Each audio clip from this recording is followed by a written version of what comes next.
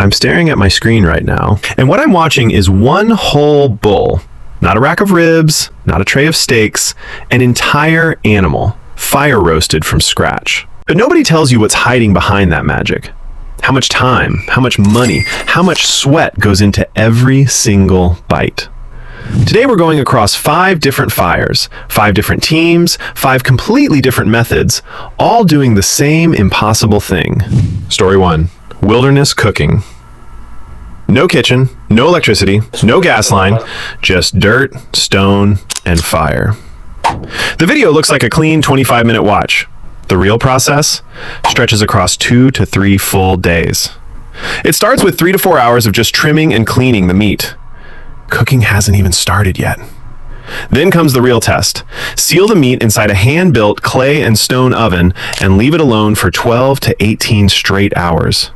No peeking, no adjusting, just trust the fire and the earth. And even after that marathon cook, you're not done. Meat goes into glass jars, gets boiled to sterilize, then iced down to cool. Another 5 to 6 hours of careful work. Now let's talk money. One whole bull, $1,500 to $2,500 just for the meat. Then add spices, clay, firewood, foil, glass jars, another $200 to $300 on top. All in, $2,000 to $2,800 for one meal. That is not a backyard barbecue, man. That is a full production budget. Faraway village, 100 kilograms of shawarma for the kids. Story 2. Faraway village.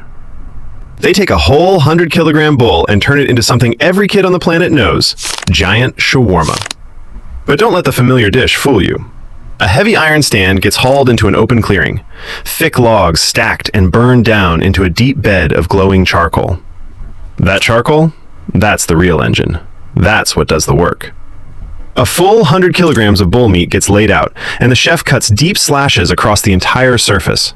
Not random cuts, calculated ones, designed to pull flavor deep into the muscle. Then the marinade gets worked in by hand, all the way through. 100 kilograms. By hand. And then comes the scene that makes the whole video worth watching.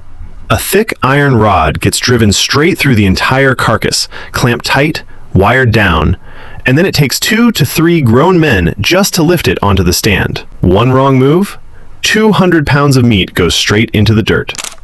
This is not a one-man show. This is a coordinated team operation.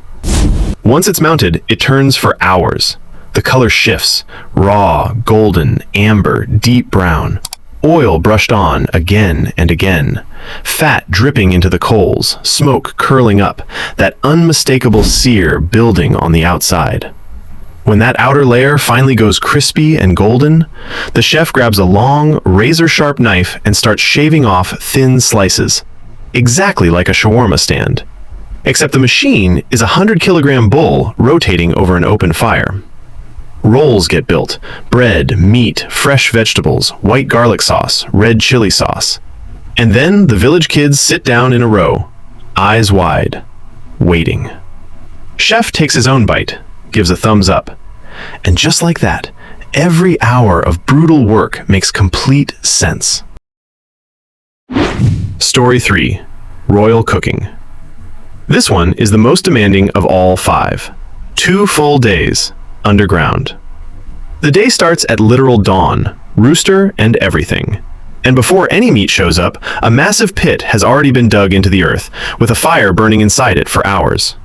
This isn't cooking. This is infrastructure. The bull arrives wrapped in blankets, like royalty. Fresh water pulled from a well, the entire carcass washed down, heavy iron hooks driven in just to handle the weight.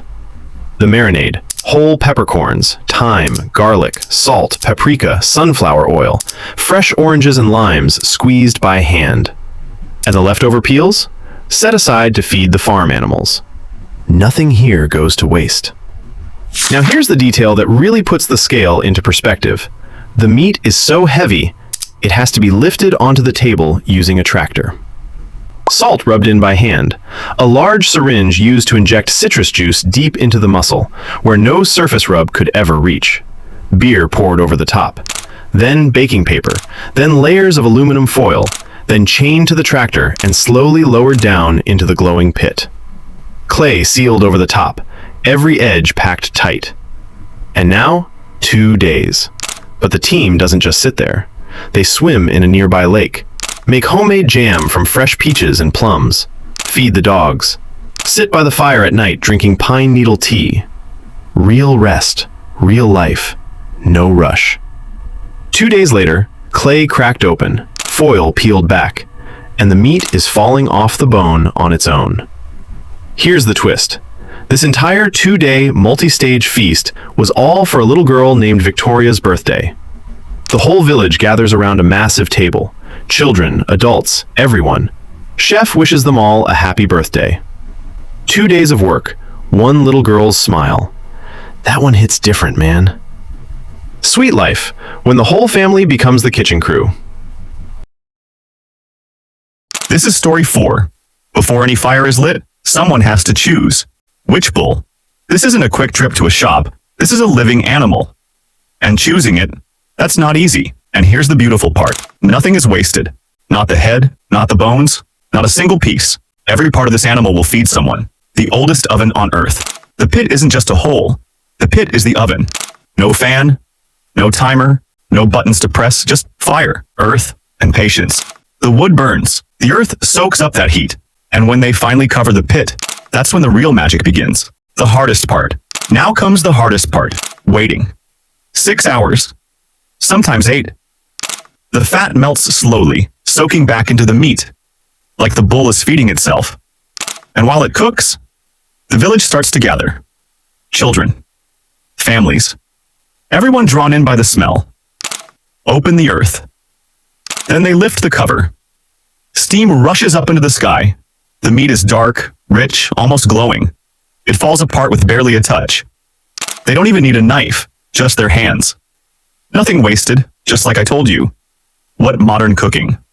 Forgot we live fast. Microwaves, 12-minute meals, everything quick. But this teaches us something different. The waiting wasn't wasted time. The waiting was the cooking. A fire, an animal, a hole in the ground. And somehow, it feeds an entire village. Happily, fully. If this touched you the way it touched me, hit subscribe. I'll see you in the next story. Last story. And this one isn't really about the food. It's about friendship. Kanan Badalov and his close friend Vasif take on cooking a whole bull on a spit over 100 kilograms to feed an entire village. Safety fence around the cooking area first. Iron stand assembled. Charcoal built up deep and steady. The carcass arrives too heavy for any one person to manage alone. Iron rod driven straight through, secured with chain and wire, and together they hoist it onto the stand. And then there's this small moment in the video that I keep thinking about. Everything is set up.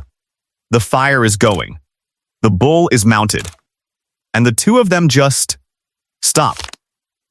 Kanan brews fresh tea over an open flame the old traditional way, looks over at his friend and says, "Vasif, let's have some tea." In the middle of all that brutal work, that one moment, that's where real life was. Then it's back to business. Marinade salt, turmeric, paprika, bay leaves, rosemary, fresh lemon juice, oil worked into a rich basting liquid. Brushed onto the rotating bowl again and again throughout the cook. Night falls. The bowl keeps turning. Kanan keeps feeding the fire.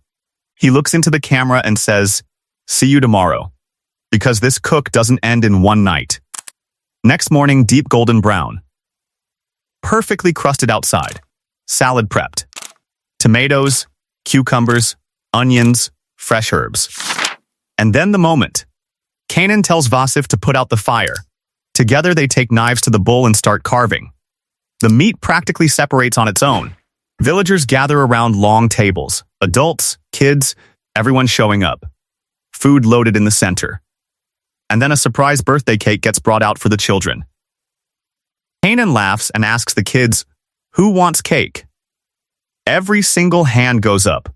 All that fire, all that patience, all those hours through the night. and it ends with kids laughing over birthday cake. Every single second was worth it. So there you have it. 5 villages. 5 teams. 5 completely different methods. A clay oven buried in the wilderness. 100-kilogram shawarma built for children. A 2-day underground roast for a little girl's birthday. A family working side by side in their own backyard. And 2 friends who stopped everything just to share a cup of tea. But underneath every single one of these stories, the truth stays exactly the same. Cooking a whole bull is never easy. It demands brutal labor, days of patience, and thousands of dollars. If you enjoyed this breakdown, smash that like button, subscribe, and let me know in the comments, out of all 5 of these, which one would you want to sit down and eat at? I'll be reading every single one.